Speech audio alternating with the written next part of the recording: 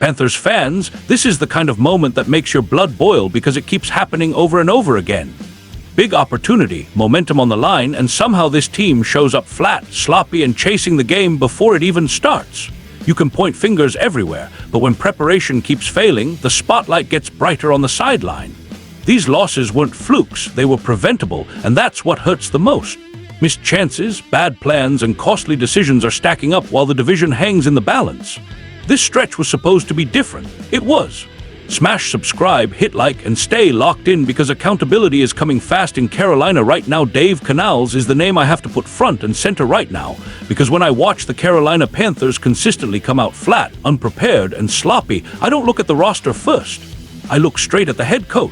I'm not here to scream for his firing, but I refuse to ignore what my eyes have been telling me all season. Preparation is a reflection of leadership, and too many times this Panthers team has looked like it was still stretching while the opponent was already throwing punches. Let's talk about these losses, because context matters and excuses don't.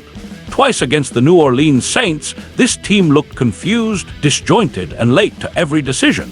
The second loss is the one that really bothers me because it came after a bye week. A bye week. That's when coaches are supposed to sharpen details, clean mistakes, and come out with clarity. Instead, Carolina scored 17 points, committed costly penalties, and never looked comfortable. That's not talent deficiency. That's coaching malpractice, plain and simple. And don't get me started on the season opener against the Arizona Cardinals. The offense looked rusty for multiple drives, fell behind early, and played catch-up the rest of the game. That's preparation. That's rhythm. That's setting a tone. Then, when the Panthers actually had a chance to win late, Canales unraveled with questionable decisions that sucked momentum right out of the building. These are moments where head coaches earn trust, and that trust was shaken immediately.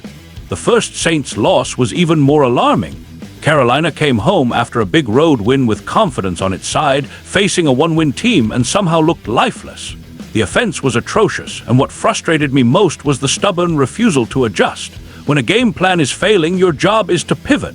Instead, Canales dug in, stayed predictable, and watched the game slip away. That's not growth.